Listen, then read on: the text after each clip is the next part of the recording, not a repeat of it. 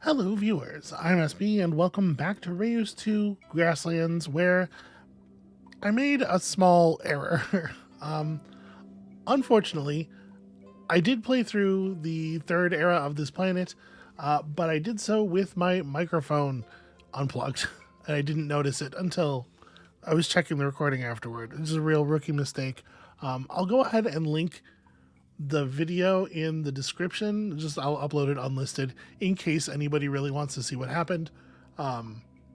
But we can't even actually revisit the planet and have a look at it because of the historical fate of the planet, which is to say, because we fed it to a giant cult monster. So unfortunately, wait, listen. Today's episode, we're just going to be starting anew.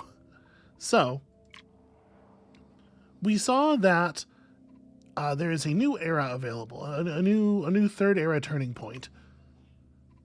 So let's aim for that. Let's start with that thing in mind here. And there's a couple of other things that we'll have to unlock by leveling up our profile, which is to say, just by completing more planets. So that'll just happen as it happens, you know. So this Safari turning point, we don't know anything about it except that it is unlocked by having a city that has at least 7 animals. So we want to really lean into animals with one of our cities. We kind of had that idea on this last time, but then we also, there was a lot of stuff that encouraged us to care about flowers and plants, and things got all kind of mixed up, and I was not playing in a particularly focused way. This time, we're going to focus a little bit better. So by the end of the second turning point, by the end of the medieval era, we need to have a city that has 7 animals in it. Okay. My initial feeling is that probably means that for the ancient era, it might be a good idea to aim for a hunter age, because one of the rewards of the hunter age is animals receive a permanent resource boost for the rest of that game.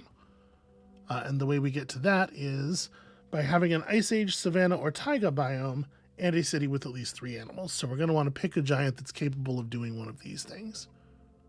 Savanna, Ice Age, or Taiga. Now, we only have one spirit, one spirit unlocked here that we haven't managed to win a big game with. Not necessarily well adapted to the animal thing, but this is the new content. This is what I want to play with. And listen, you still need science, even when you're doing animal stuff. So, the Stargazer builds an observatory after their second request, unlocks an advanced bioticum and an Era 3 micro, and gives 100 science for each distinct metal on the planet. That's an interesting guy. I think we do still want to rock the Savannah Giant. I'm pretty sure that is, we're not the new form of the Savannah Giant. We want to play with the steppe a little bit more. Sort of just still coming to understand it. So let's also bring the Frost Giant so we can create ourselves a taiga. And what do I think here? The rainforest is very like trees and wetlands. Wetlands has a lot of animal stuff going on. Maybe this will be like the oh darn it, sorry. Little twitch there. Yeah, like this. This'll give us some good animal stuff. Why is there a red X over? Oh, because it's just because I was mousing over it, so you can cancel it. Okay, so we're gonna play this game in true Titanic as well, and yeah, let us away. Animals and weird metals are gonna be the focus of this planet.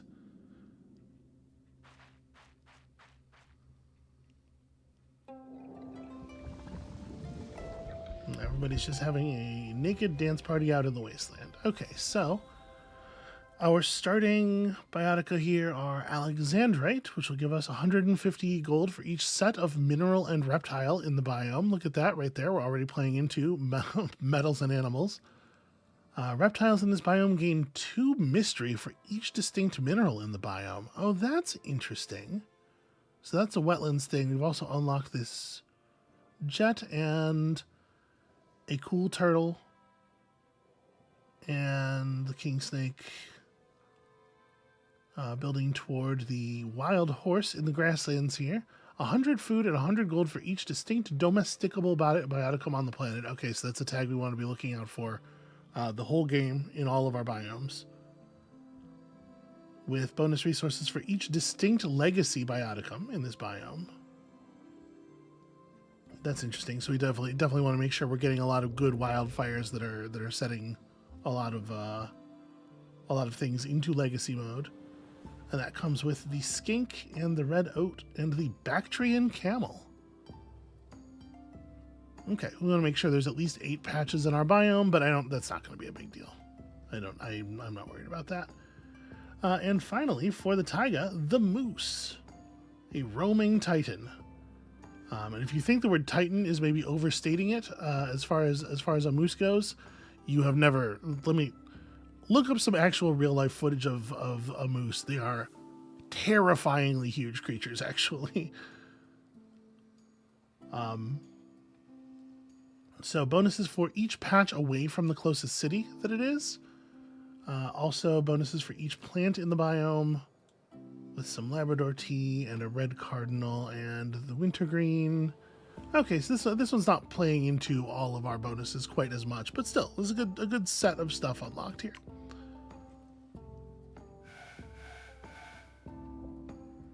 All right, let us create some biomes. So the deal with the wetlands here, as you can see, is that some of the patches are going to be dry land and some of them are going to be water.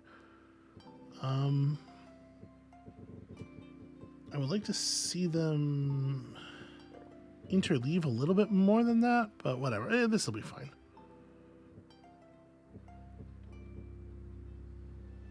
Yeah, we'll do it like that. Okay. And then you can put down a taiga over here. And you can get over here and lay us out some grasslands. Now, each giant has a secondary type of terrain that they can put down, but they can only put down their primary type at the beginning of the game. You don't unlock the ability to put down the secondary type until after you complete the first turning point, or after you've selected the first turning point. It's just a lot easier to deal with everybody's primary type, especially at first. Okay. So, you are a science-focused person. I'm going to put this science-focused person on the edge of the swamp, or on the edge of the taiga near the wetlands. And then when we settle our village for this biome, I'm going to try to settle it like over here somewhere. We're going to try to leave a lot of room in the taiga that's far away from all the cities, because there's a number of biotica in the taiga that care about the distance. You care about being distant from any city. All right, so the Great Grove Stables taiga settlement have 3 science, and look at that, we got a mineral booster right away. That's certainly going to be helpful. So the stone gets a bonus for just being adjacent to any bioticum that has a science output. The fur has this lost tag, which counts as +1 distance for determining the closest city for this and any other biotica in the biome. So you can use, obviously, a bunch of lost tags to sort of cheat those distance things. We'll just lay these 2 down like this, and that ought to be more than enough science.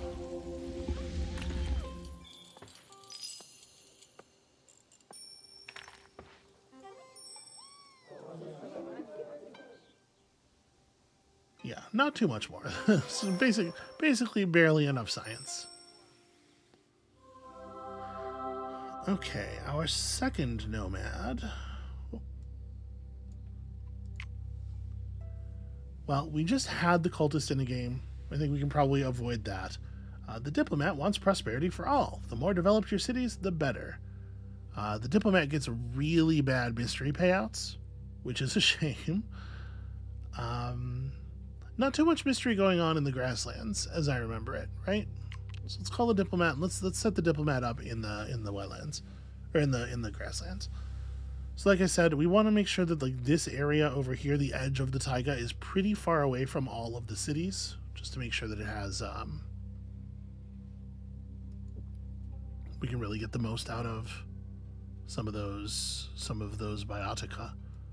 And then the city that we put down in the wetlands is going to feel a little squished at first, but we'll use expanders. We'll make it work. Okay, so we already have the second city request from Stargazer Village. Obviously, we have to be pretty careful with our Eon spending in the first era. You do not get a whole lot. And we got to remember, one of our cities needs to have 3 animals in it. Could it be this one? Yeah, maybe. Okay, just get 5 total prosperity. Just anything. Seems fairly doable. So we got our prairie dog, we got our ferret, and we also have our skink, which would like to be next to some minerals. So the ferret, obviously, we can just put the ferret here. We can put down the skink there, and then this science booster space could easily be for a mineral.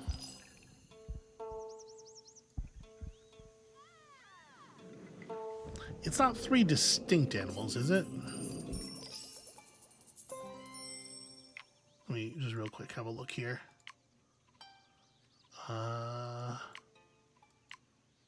Hunter age. Yeah, just 3 animals. Okay. And we have a taiga biome. Okay, remember, cities start at 3 prosperity because you start with 1 of each point. So getting up to 5 is no big, huge task. We'll just put down a second ferret. And that'll be enough. And that locks in our availability for the hunter age. Okay, and then let's put down our other village. Our other nomad has been earned. The inventor is always looking for science. Gets 3 science from each mystery within borders. The sage wants to take care of its people and tribe. Food is the base of a healthy population, so you're a little bit science and food. If we're going to be animal focused, we're probably not going to be super science focused, so I think devout probably, the sage probably makes sense here. And we'll put you just like in the water. The thing about the wetlands is you want to have some water slots next to some land slots to take advantage of the biotica that want to reach across, or there's a lot of amphibious stuff going on here. We will have some ability to reverse them as well.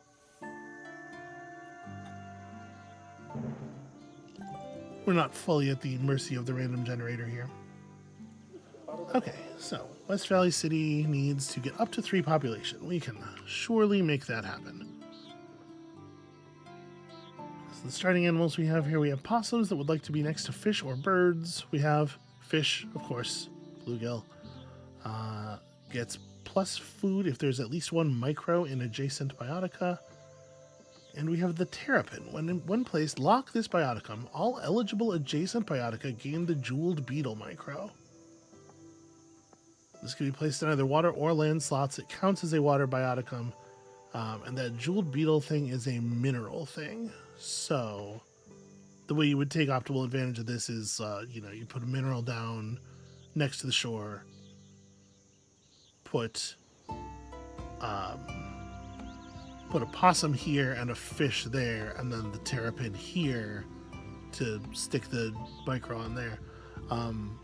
It does say all eligible adjacent biotica, so I guess you'd want to put down a fair number of minerals to feed that, to help feed that.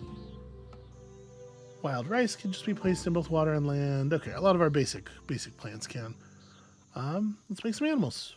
We're going to want them around. Is that okay, that's a booster.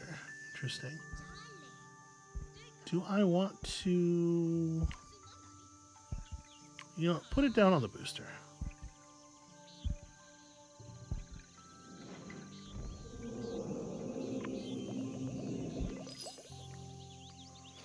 Alright, we got 20 Eon left to spend.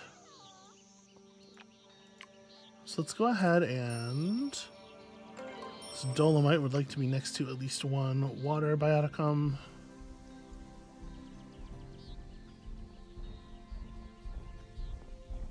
Do I want to just put down another fish right away? It's not great for the biodiversity, but well, it wouldn't even be enough water by itself to water. It wouldn't even be enough food by itself to finish this off. I should probably put down some wild rice, just like throw wild rice on the other side here, just to make sure that we hit our first task. The sage and the diplomat became friends because the sage is just really kind, and the stargazer worships the swamp giant, grateful for the plants they've received. We're having a much more friendly start here. Alright, so we'll expand out that way and grab the food, and we'll have some nice early clearance. Okay. And our dude is already getting impatient about the second project getting done, the second request getting fulfilled. So he wants to focus on minerals within his borders, and he wants to get technology up. We can make these things happen. So undergrowth science from Undergrowth Biotica is kind of whatever. I think it makes a lot more sense, obviously, to focus on something where we're putting down more minerals. So we can get 100 science from putting up Element Biotica. Element is a tag that appears, I think, exclusively on minerals. Or 1 extra science for each science in the mineral within borders that has the highest science. I happen to know that it's not very difficult. Our first draft in the taiga is going to give us access to a mineral that can be boosted pretty easily. So I'm going to go ahead and take Toolsmith with that in mind. So the taiga, you might have noticed that a lot of the biomes have their own sort of like unique mechanic. For the taiga, it is this idea of ruggedness. In addition to, the lost and the distant stuff that the biotica will sometimes have. You can see here we gain rugged by placing minerals and predators and mountain slots. Mountain is one of the types of terrain enhancement that you can get from terraforming. And we lose ruggedness by putting in biotica that have a base food yield. 1 point for each such bioticum. And then there are biotica that are going to care about the ruggedness of the areas. Like, for example, I'm just going to go ahead and take this first draft here so you can see what I'm talking about. This copper gets a significant amount of bonus science if your biome is rugged enough. And obviously this would be a great thing to pair with the project that we just chose. We also have access to potatoes for food. It does come with some other plants here, some undergrowth, some things that are a little familiar from last game. The garnet, which has a base science output, but then also gains gold yield, based on how far away from the nearest city it is. And the fox, which is a pretty standard predator, just generates gold off of the amount of nearby animals. We're going to take copper here for sure. Copper is a great fit. Tin is quite good for us. This is just a winner all the way around.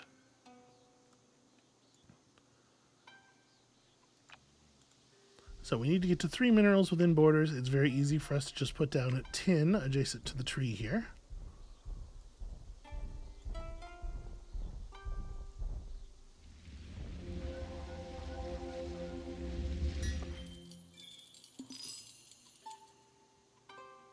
Stargazer and the diplomat became enemies because the stargazer hates the trait backwards, and the diplomat is backwards, I guess.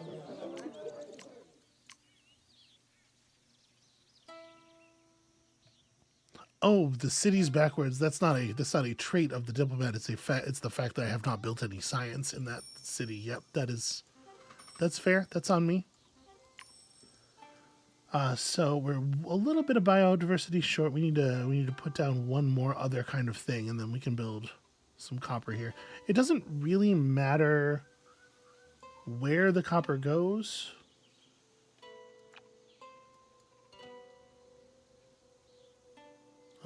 we could make a skunk. Obviously, like putting down a predator is pretty compelling. This predator then the stout wants there to be another critter around. Skunks don't count as critters. I guess they're too big, maybe. And of course, if we use a rabbit, then we're gonna degrade our ruggedness a little bit with that base food yield. But part of the reason that I like building kind of like close to the edges of biomes and stuff is like we could put a stoat down over here and then put a critter in the wetlands to activate it all the way. So let's go ahead and do exactly that, I think.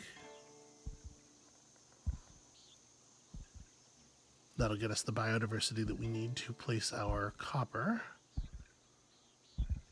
which is something that we will do once we transition into this first era.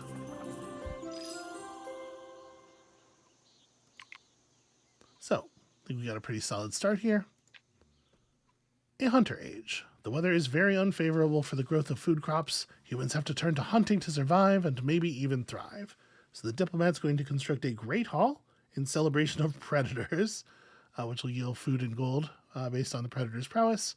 Plants get a pretty significant yield penalty during this era, but animals will receive a permanent boost for the whole rest of the game, and we get an extra draft charge if we do well here, which is a nice reward.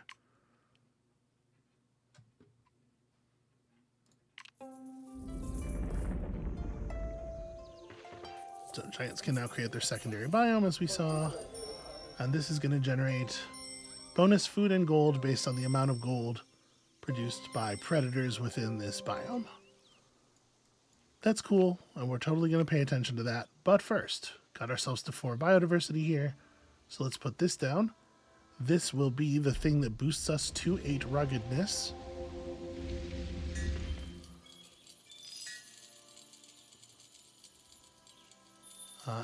That being at 8 ruggedness, this is now 100 yield. And with that being 100 yield, our toolsmith is matching it for also 100 yield, which is pretty straightforward. Where's that going to get us? It's going to get us to 12, it looks like. So not a bad start. This is 15's pretty high. 15 in a single resource. It's pretty high for an initial project like this. Or, well, I guess it's, a level 2 city request. So how are we going to make it work even more? Obviously, going to plants for science output is not the greatest thing right now. You would want to be next to water biotica, which you don't really have the ability to...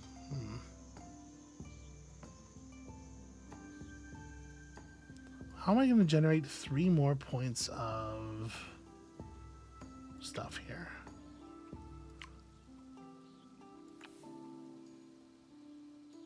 Fly agaric improves the science output of plants. Okay, so we do have woolly moth caterpillars allowing us to boost up our minerals here with charges. So you can see we're already at the point where it's starting to require a fair amount more science to produce a point of technology, up to 34 as our conversion rate. So we could spend a couple of our charges putting down like woolly moth caterpillars. I don't think it's necessarily a bad plan. And in fact, if we put a woolly moth caterpillar down in the copper, I believe our metalsmith will match that, right? Yep. Copper goes to 125, the toolsmith goes to 125, so that's another 50 points right there. Getting pretty close.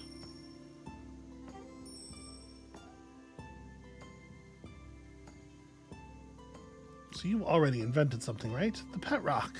Okay, just a point of prosperity. Kind of, it may be one of the worst payouts, actually, for one of these. Okay, so we're going to need approximately 44 more, provided that the exchange rate doesn't change again. 44 more science. That is probably 2, is maybe more than 2 objects planted.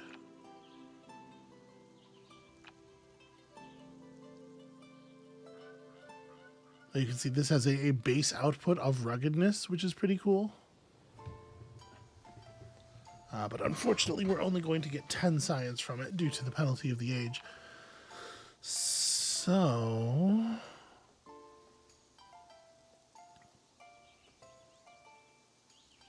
yeah, we're definitely going to want to use another microcharge. I'll put it on the tin, I guess.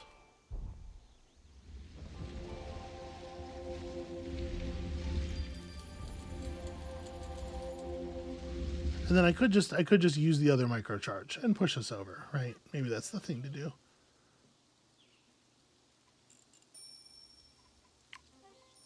Yeah, let's just spend it and get this all connected up.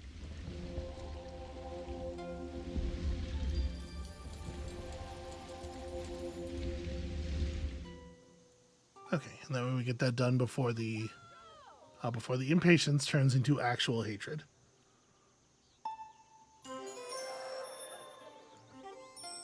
And that's the invention threshold for the second invention already. Also, yeah, look at that. We finished our second request, and so the observatory has become unlocked.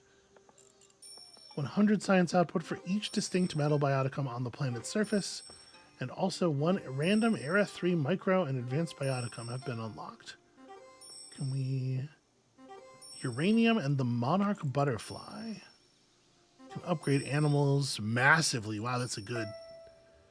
it's expensive, but it's very good. And then uranium. Tier 3 gets massive bonuses for each distinct element bioticum on the planet and wants to be 8 to 12 patches away from a city. Okay, we might be able to make that happen. Obviously, you know, with the lost tags interfering and making it easier. All right, I think you are next in line, and also yours is probably going to be pretty easy to meet here. So you just need to gain a couple of points of overall prosperity. It doesn't matter what resource it is. Fruit picker, stone cutter don't play well with our particular goals here. You don't have a way of accessing fish, so it seems like trapper is kind of the no-brainer. 1 more distinct animal type will get us the base level of that. 2 more will get us the one above that, but I don't believe, yeah, we don't have enough animal type. We don't have enough distinct animal types to get the maximum level of this without spending a draft charge. So we probably might as well.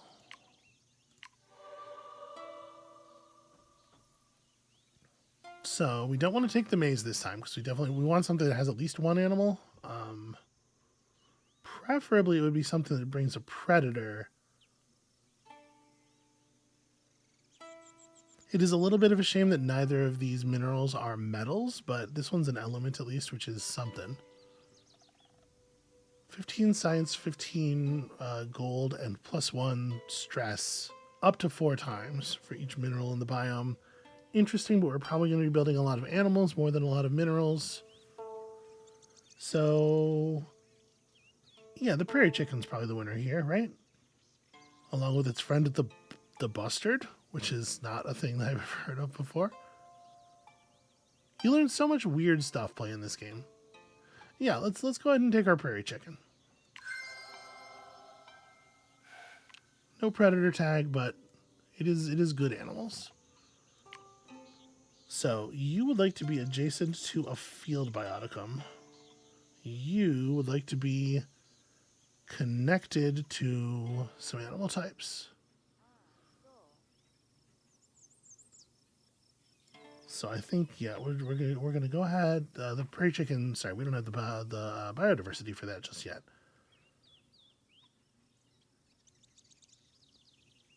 So adjacent to at least 1 field bioticum. The minerals that we might lay down here in order to satisfy the skink do not have the field trait. So, I mean, the plan would be to put the field thing over to the left, right? I guess would be what we're doing. So in that case, let me put you on the left side of this patch. We'll try to entice the city to come over here and grab this one. Because I do want to put down the prairie chicken, obviously, in a place where it is touching multiple animals.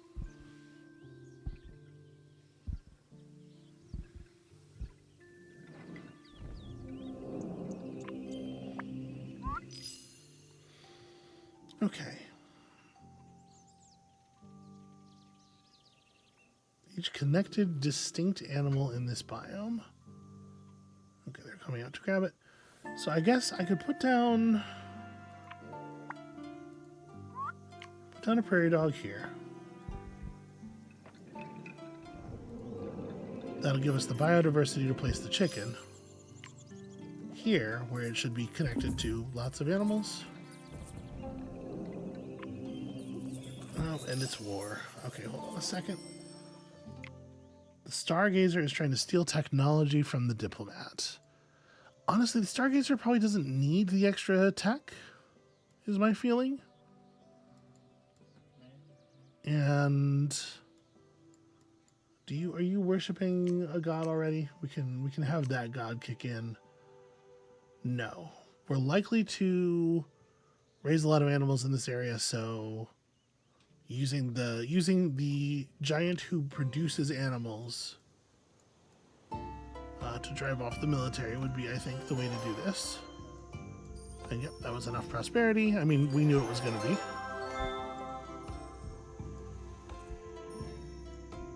And we're getting our hunter prosperity on without even really trying very hard. So these guys are actually going after the Diplomat. They're not trying to hit the sage. They're just going to go past the sage's village. So we'll wait over here. I do wish you would not make war. We're trying to get some stuff done here. Okay, so fruit and undergrowth, we don't really want to be messing with too much. Ocean is not a good fit for the biome, so I guess you're taking a herder's hut, even though we don't have any progress toward that just yet. And like, I want to blow up this military, but I don't want to do so within the borders of West Valley, obviously, because West Valley would then also take damage. So we're just going to have to wait until they get clear. So 2/4 herbivore biotica. The fish are not herbivores? In fact, we only have one herbivore available here, so I suppose it's probably worth drafting for the wetlands.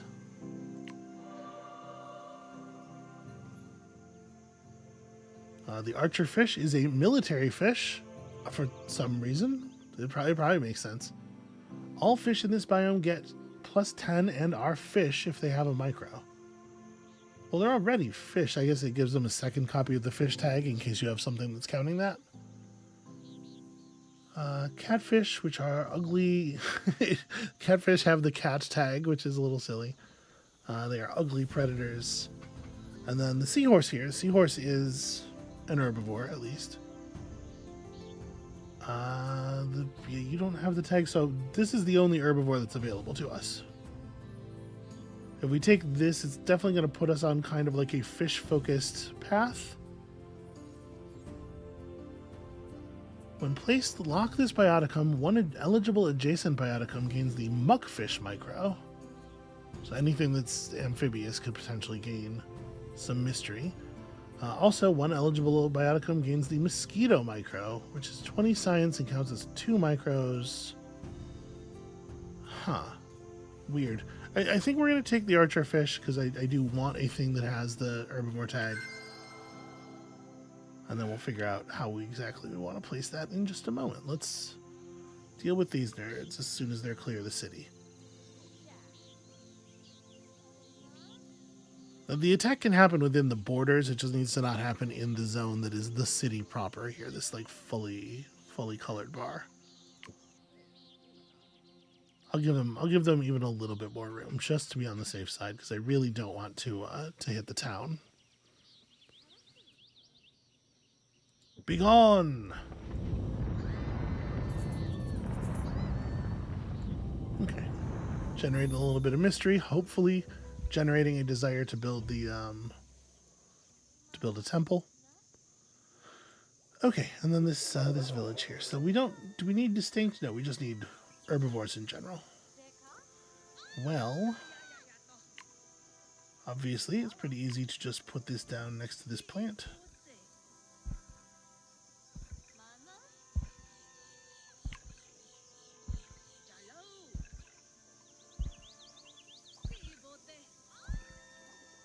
So we have to generate 4 more points of prosperity here.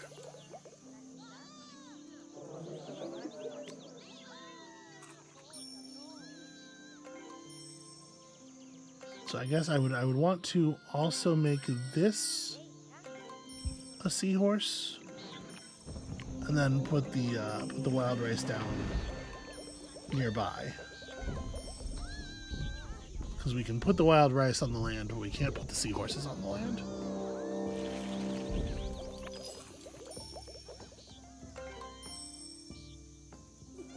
Okay, so that should yield some pretty decent stuff. We are very close to pushing ourselves up to 2 stars, and then once we've done that, we just need to somehow keep generating even more population. Never stops. I have 9 Eon left. Oof, this is a tough one. Fortunately, the seahorses generating mystery are producing extra food fairly efficiently. Yeah, we have to gain 8 more points of population in order to hit the triple star. And if we don't do that, we don't get the extra draft charge or the extra micros. I really do want that extra draft charge. Well. So we got your trapper maxed out. We don't have a great predator for... Yeah, like the Great Hall is just... This is what it's going to score. It's never going to be much better than that.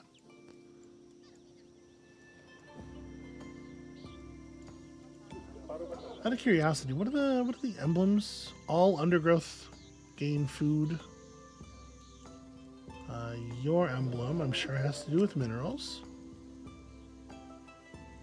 Nope, it's all advanced biotica. Gain quite a lot of science, actually. And your emblem is domesticable biotica, get very paid. That's really a lot of resources too, as long as they're unique within the borders. That's pretty neat. Okay, so more food. Well, the seahorse does have the fish tag. Wonderful. So we have an empty slot here. I was going to put down a bluegill, but we should definitely make this an archer fish instead. If they have a micro, they get the bonus. It's a little awkward. But okay. This has more food on it than the other things would anyway, right? So this would be 3 mystery. If it's adjacent to a plant, it's 3 mystery and 5 food, and a mystery is also 5 food. So that's effectively 20 food, plus a little bit of science. Whereas this is just 25 food and then also some fish bonuses to be earned, potentially. But if I'm really trying to maximize my food output, I got to be placing herbivores.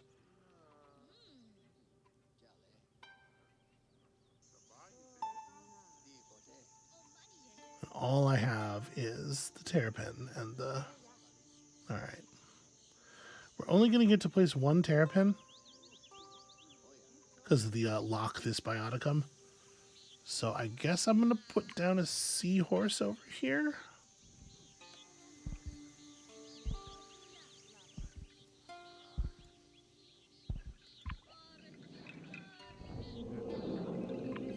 I mean, I can replace the bluegill with just another seahorse for the moment. That'll only cost 1 Eon. Yeah. Okay, and that maxes out your herder's hut, which will get us a bunch of extra food.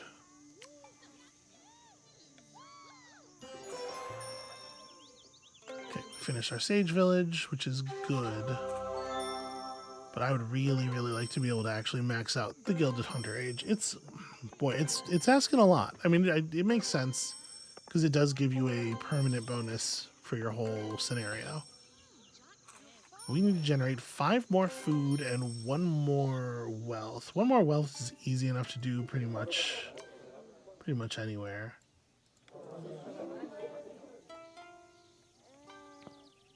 If I put down another predator within borders here,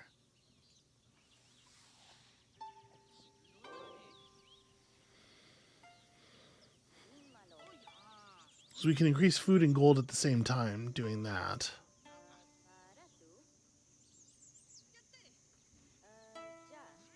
I'm wondering if maybe I should spend a charge. See if we can't find a more compelling option. Let's go ahead and do it. Let's draft Grasslands. Okay, so we did not pull a super compelling predator. Obviously, the aurochs are pretty powerful as far as food generation goes. We only have 1 biodiversity left over here, though, because we already placed that chicken. Oh, we wouldn't be able to place the aurochs this era anyway. They're a 2-star, right? Do I want to reroll and see if we get something different? We don't have all of the resource packs for the Grasslands unlocked yet. It may be the case that we're just not going to see a lot. So we could draft the Borax here, which will give us the cat. That's another easy enough predator to lay down. And then this thing is a toxic military element, which is going to be valuable. It's really hard to turn down the aurochs, though, when we have the domesticable tag. Yeah.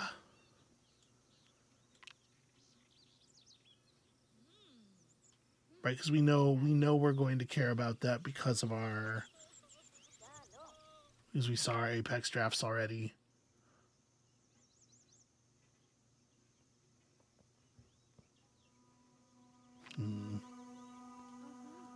Yeah, at the risk of being boring, I think we probably just take the aurochs again. We can't play the aurochs right this second anyway.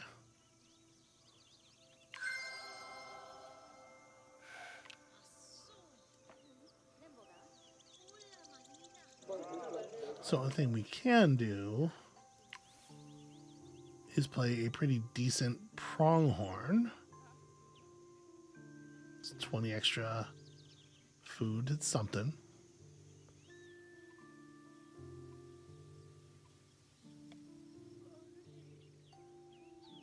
It's not going to get us anywhere near where we're going.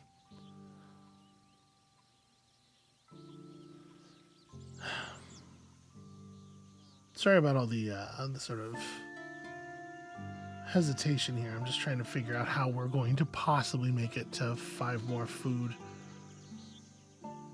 We're going to have to buy stuff. The answer is we're going to have to buy stuff.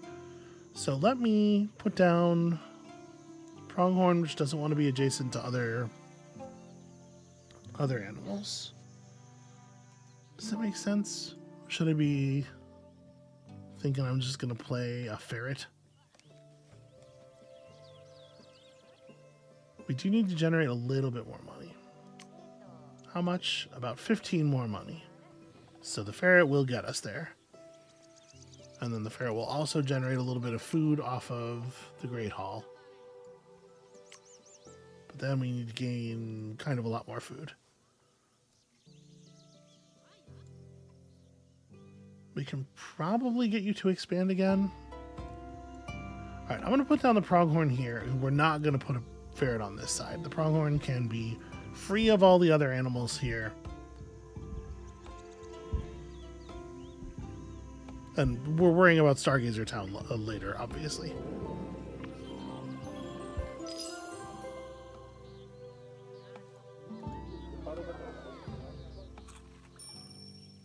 Okay. So we're going to go in here. We're going to buy a little bit more Eon to work with. Every time you buy a thing from the store, that thing becomes more expensive for the rest of that world. So we'll put down some wealth as well.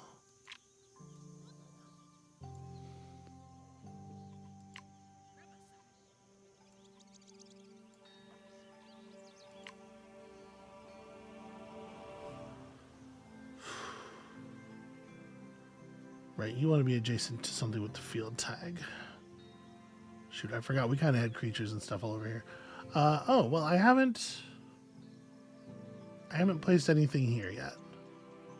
This can be a decent place for a ferret.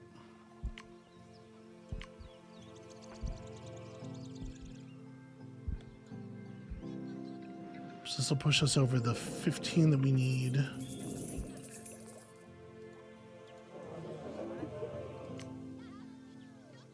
Yeah, that's a very little amount of extra food.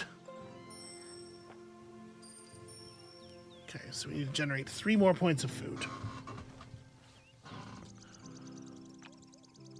If I put down a field plant in this location, it'll help to activate Windswept Burrow, and it will activate free range.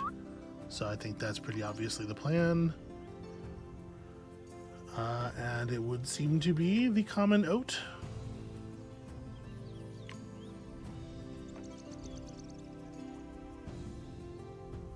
Right, or do I want this to be a clover?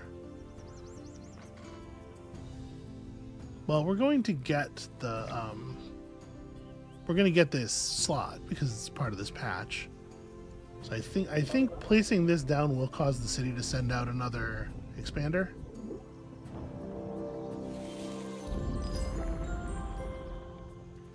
Oh, it's also caused them to build a temple in honor of the swamp giant, which is not what I was expecting.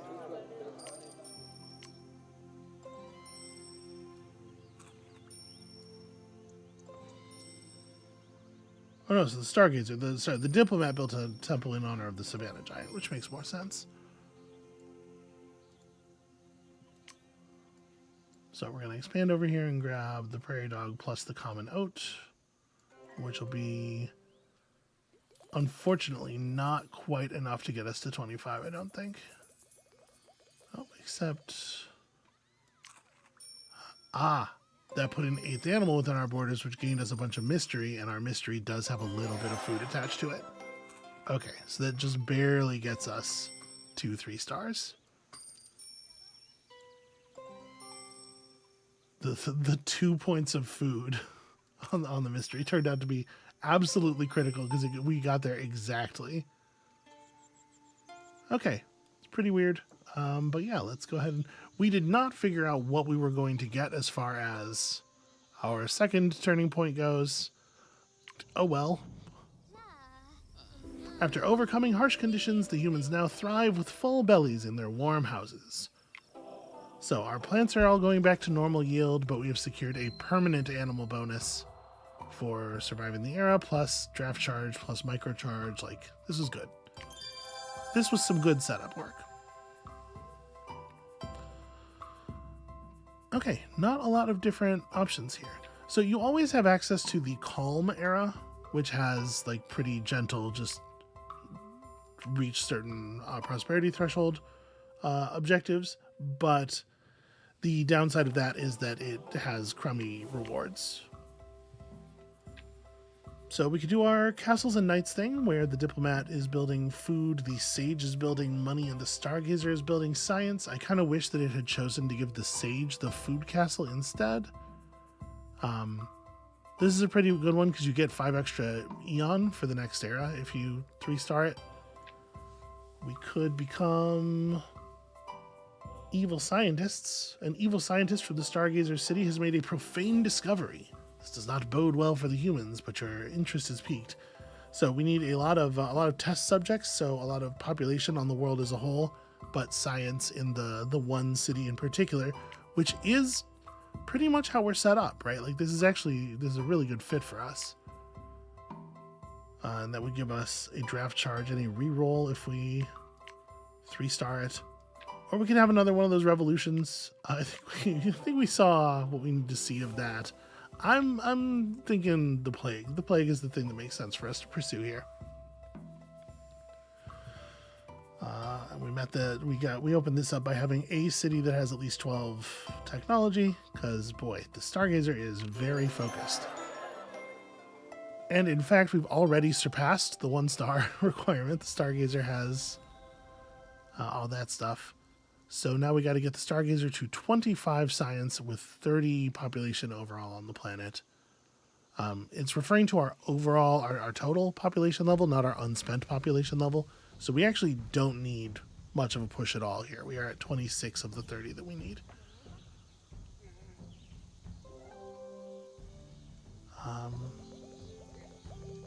Okay, borders are getting expanded. We're starting to see a little bit of friction on that front. Probably want to use an expander sometime soon. Yeah.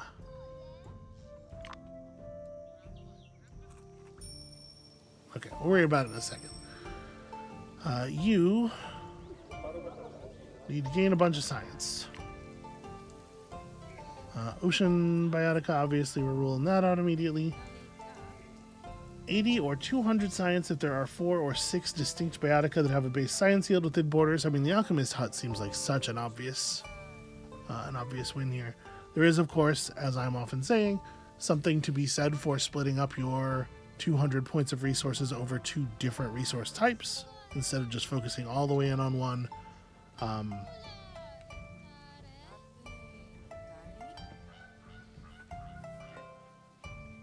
And it's not like it's going to be that hard for us to generate science because of the fact that we have the observatory and stuff. Maybe we should take statue, actually. 3 of 5 element biotica. Yeah, I am going to take the statue, actually. I think it's going to be better for our long-term prosperity to have those resources split up. And I don't anticipate us having trouble hitting the thresholds that we need to hit. This is stuff we're good at. It might make sense for us to grab a second draft. Plus 100 science if there's at least 1 toxic bioticum within borders. And then additional science from the Temple of Reginald if we put down some interesting plants. Toxic is a trait that usually comes from plants, although there are toxic minerals as well. For example, uranium. Yeah, give me the Taiga draft. Let's see if we can pick up something toxic or something cool or maybe something both. So the white birch generates a fair amount of science and gives all birds in this biome 25 gold and the lost tag, which is cool. It generates a ton of extra resources if it's adjacent to at least 2 bird biotica, which totally could happen. Potash is an element, and it's a strong one. Yeah, for a 1-star, that's pretty good in terms of just raw resource yield. We also get the potash if we go for gypsum here, which gets a science bonus for being far away from the closest city and for each distinct element bioticum in this biome. It plays into what we're doing here very well, and it unlocks 2 elements. I see the gypsum's super hard to pass up then. This poplar is fine for our purposes. Yeah, I think we gotta take the gypsum.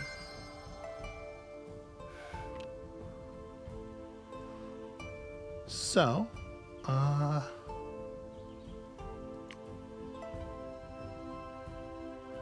let's go ahead and build the potash for each distinct adjacent mineral. Bonus resources. So, I mean, makes a fair amount of sense just to put some potash here.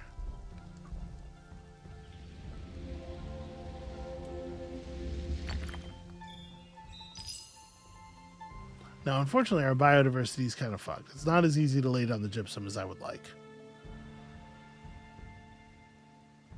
If I put down another potash, it'll be the 3rd distinct mineral for that one.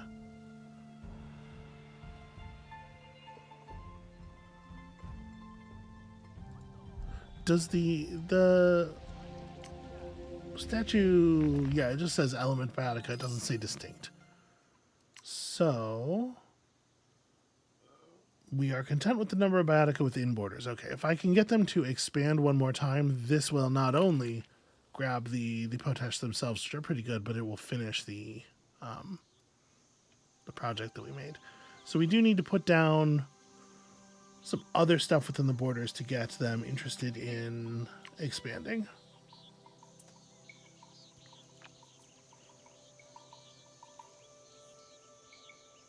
So you guys would like to be next to, or you are next to a plant. So we could easily put down a dolomite here, and that's 20 science and another mineral and another element.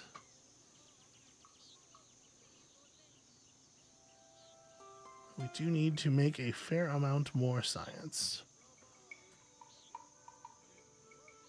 Our 2-star thing here is gold producing, which is not very exciting. We do have some dolomite already, but we also have all of this stuff. Yeah, let's put down a little dolomite here.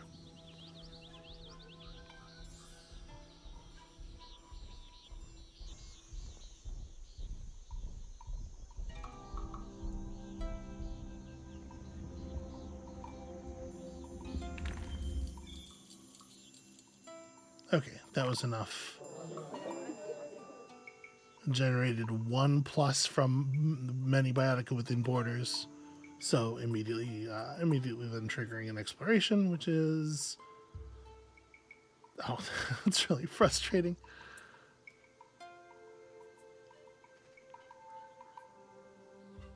So do we have... Man, 5 biodiversity is a lot. Okay, that finishes our various effects. Let's see how close this gets us to what we need. The answer is not really that close. We're definitely short science. The gypsum would do it if we could just generate the biodiversity. So we're gonna have to look at some of these other options. I mean, the tough trees are definitely compelling.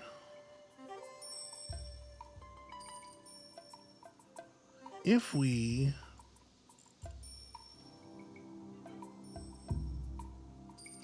you say you don't need more land. I don't know. It's possible that you're mistaken. If we wanted to put something down over here, like putting down the poplar, and the poplar would put us up to 4 biodiversity, and then just put down like anything else to get the 5th point. Yeah, so I think I'm gonna spend an upgrade charge over here. Do we want to include a science producing thing on this this tile before I click it out? We can get 20 from that, or 20 from this. Although neither one of them are actually set up right now. I guess the best thing would be for it to be an active tin, right? In terms of the number of resources that we're sacking away.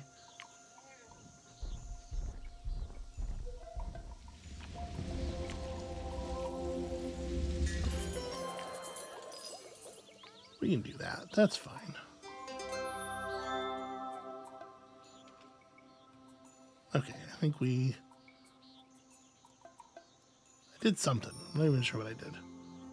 That got us over the population amount that we needed for the planet, which is weird.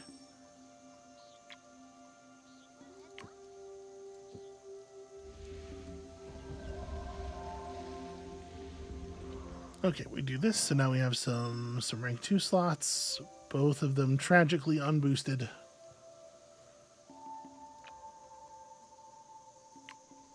And place our poplar. So this will get us a couple of points of biodiversity. And then I'm going to put down a red cardinal here as well.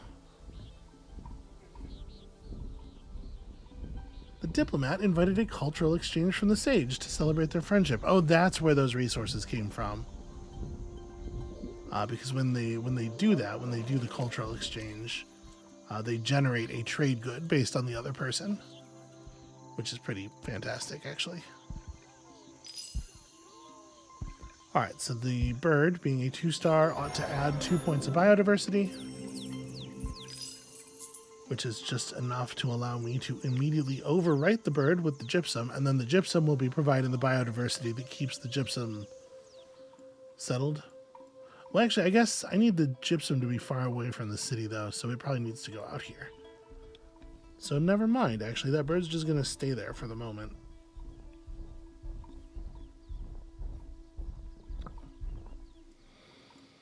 Actually, I guess the thing that makes the most sense would probably be to throw an upgrade over top of these.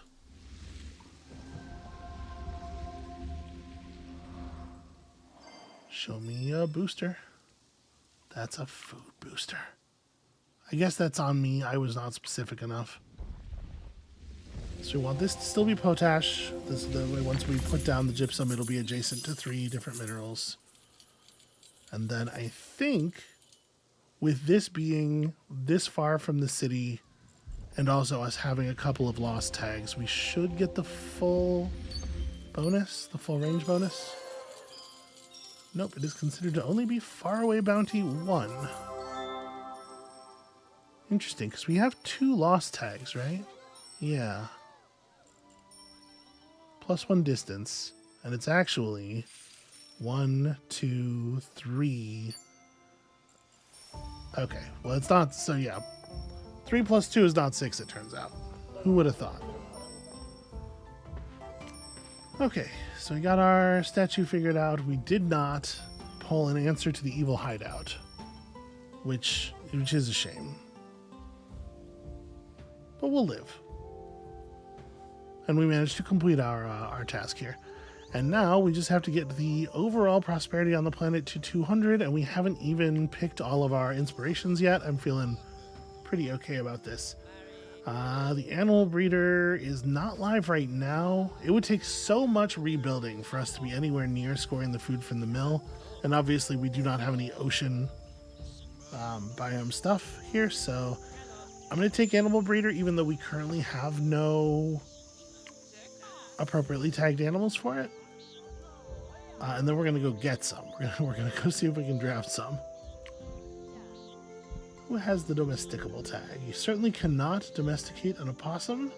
Do not try it. It goes very badly.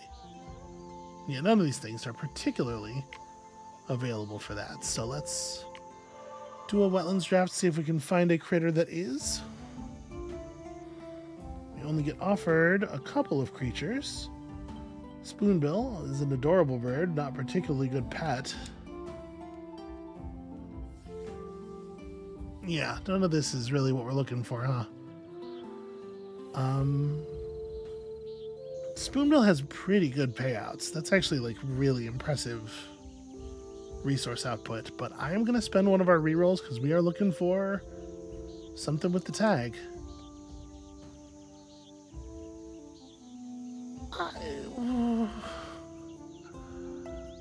I don't know if I agree that a raccoon is domesticable. You should not try it. It's weird that the iguana isn't marked that way, because I've known many people who kept iguanas.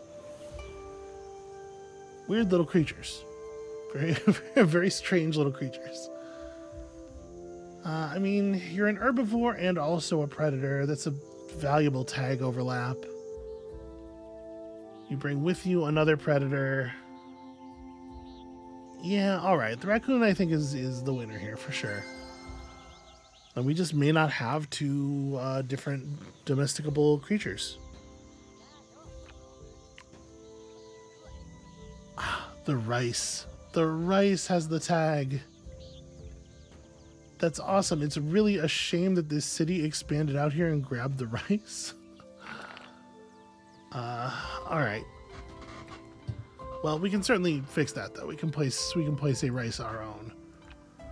So the raccoon just wants some slots upgraded. Doesn't really matter too much what's going on there. And yeah, 33 points of biodiversity is no problem. So like this spot is as good as anywhere, I think. Let's put down something to live in that space. Something else to legicize. I mean, the key deer is just 25 food. Certainly not bad. Yeah, let's do that. 25 food.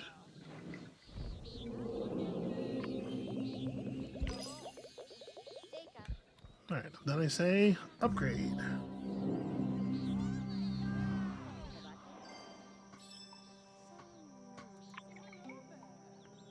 Okay, we'll want to put down a plant adjacent to these seahorses, which is easy enough. This is where we're going to get our rice in.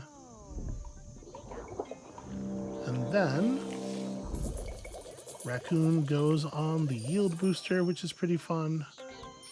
And that gets us both halves of our animal breeder. As well as like quite a large amount of gold, which we did not need.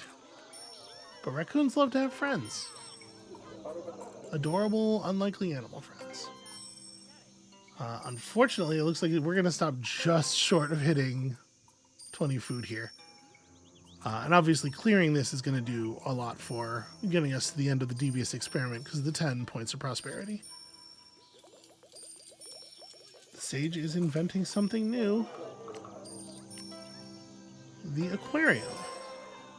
Wow, 15 points of mystery. The mysteries of the sea in your living room. That's a lot of extra resources, so obviously that did, in fact, push him over the 20 population threshold, and in fact, over the 21 population threshold. And that's an era complete. We're just, like, crushing it now. So at this point, what we need to do is make sure that we get to 7 animals on hand to be able to hit that third era. Somebody's city needs to have 7 animals in position, and I mean, it feels like it's going to be you, right? 1, 2, 3, 4, 5, 6, 7. Yeah, okay, it's just got them perfectly lined up there. It's wild. We still have 37 Eon left. Tell you what,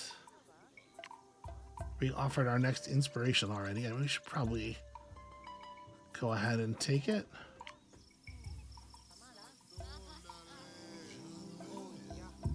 The tavern's already live, 100 of each of these resources, but the animal breeder is better, and we know this.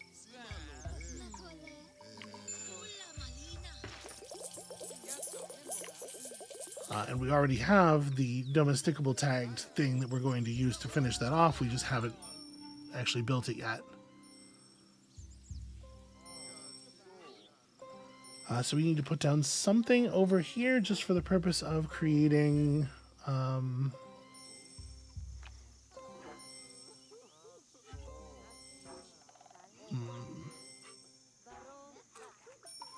yeah, we definitely put down something over here just for the purpose of creating the kind of fullness that causes you to expand your territory more. We also need the 1 point of biodiversity for the aurochs. So if I start a fire over here,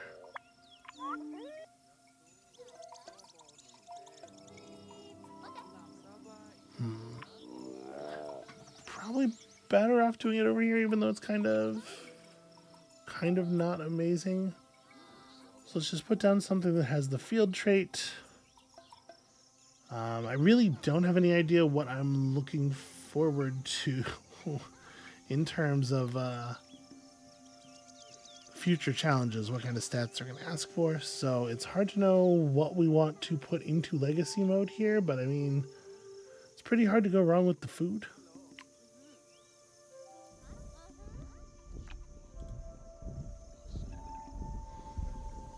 Now, we could try to expand this area out and then get the wildfire to efficiently scorch even more.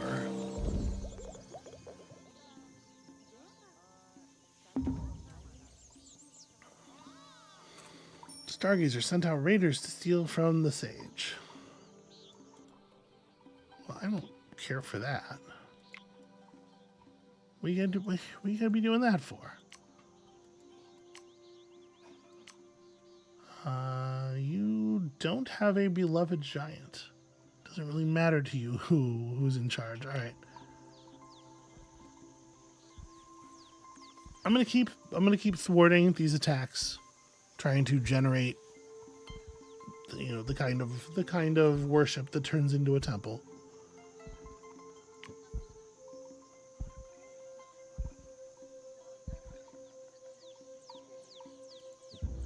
Hey, guess what? Surprise, you're not going to freeze to death.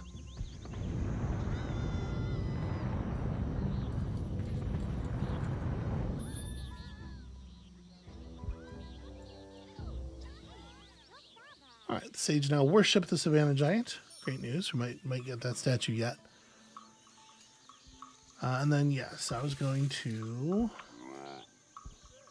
If we make this something with the field and firestorm tags, let's say we put a clover down here.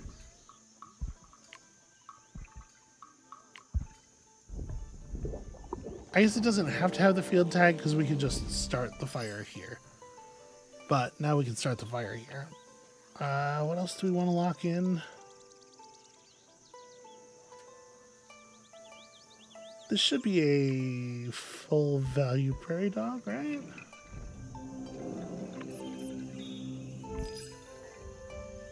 Yeah, not bad at all. And then we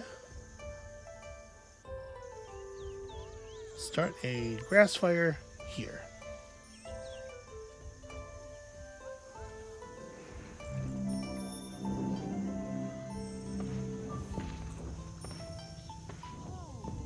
Hit an invention threshold for the night here.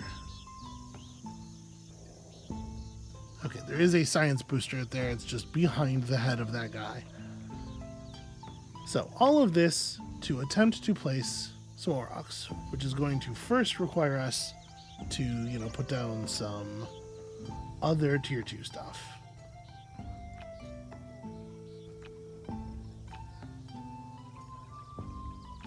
Maybe not. Maybe we're just starting directly with the animals, actually. Okay, so you'd like to be adjacent to 2 plants. That's a little awkward, but it could happen. If it was going to happen, it would be here. I think. Come on, hand. There we go.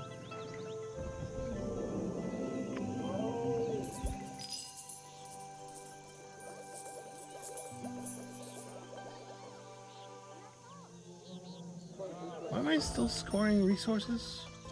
Oh, that's right. We do have a Temple of Jungle here. And I burned the number of critters down to below the accepted threshold. Okay. What was I doing? I was trying to place the Aurochs.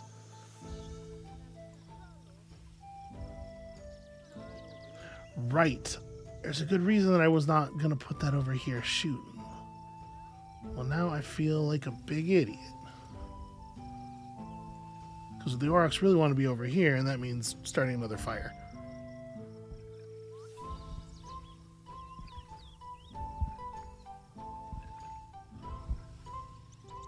Each connected distinct herbivore bioticum. Yeah. So this is gonna be good. We gotta get it down here. So that's field. None of you are though. I should probably again just put down something with Firestorm.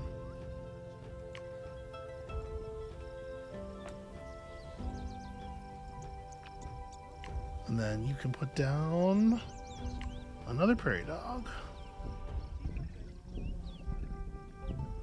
Now I'm definitely burning our upgrade charges a little bit more quickly this time. So it'll be a little more something to keep an eye on. Okay, yep, that adds. Gets Windswept Burrow up. And then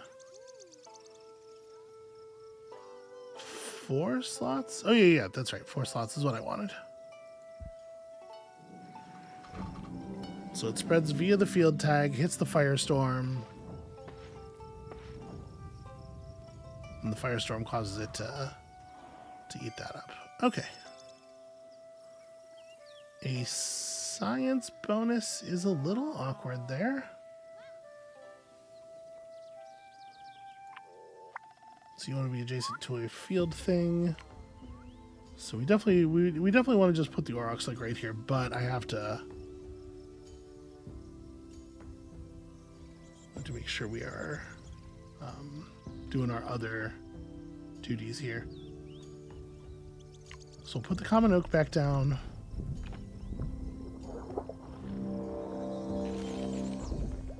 And we'll put down the prairie dog here.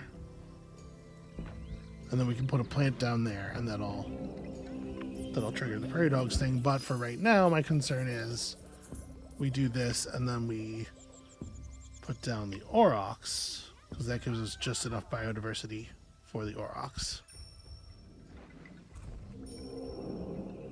which should come out of the gate pretty huge. Indeed. Yep, that is what huge looks like. Okay, so we have 4 microcharges that have to be spent before we can move on to the next era. I am thinking I'm going to go ahead and just monarch butterfly these aurochs. I can't see me removing them.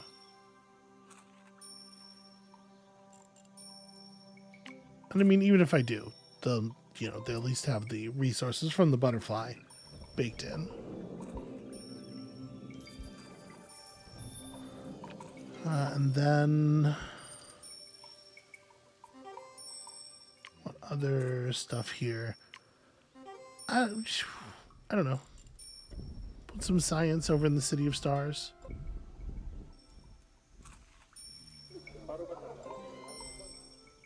Yeah, that was a healthy pile of resources right there.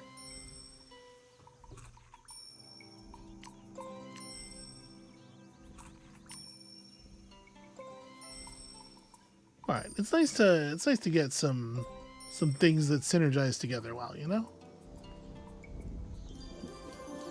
All right, you're setting up a little bit more science toward the City of Stars, which is a very important thing for sure. Did I do this right? 1, 2, 3, 4, 5, 6, 7, 7. It doesn't say distinct, does it?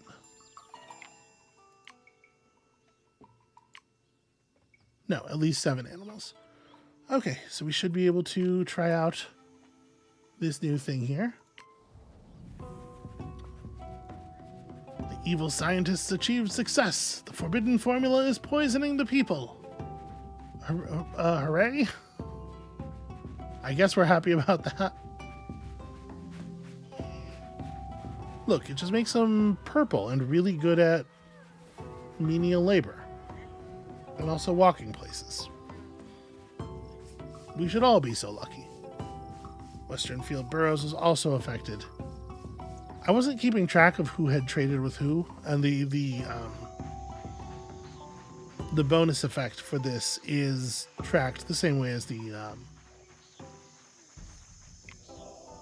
same way as that contagious thing that we saw. Oh, well, I guess that we didn't see because my microphone was not on with that last planet.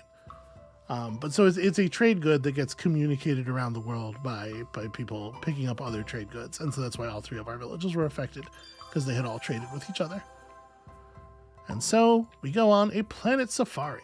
Create a world teeming with life. Excitement and wonder will be found around every corner. The people are looking for the biggest herbivore and the baddest predator. When found, their output will be multiplied. So we're going to need to have at least 12 plants and minerals, 12 plants or minerals on the planet. Obviously, we're going to be leaning pretty mineral heavy here. And then just generate a really large amount of prosperity. And get some stuff from the Interpretation Center, which is a thing that we don't yet know what it is.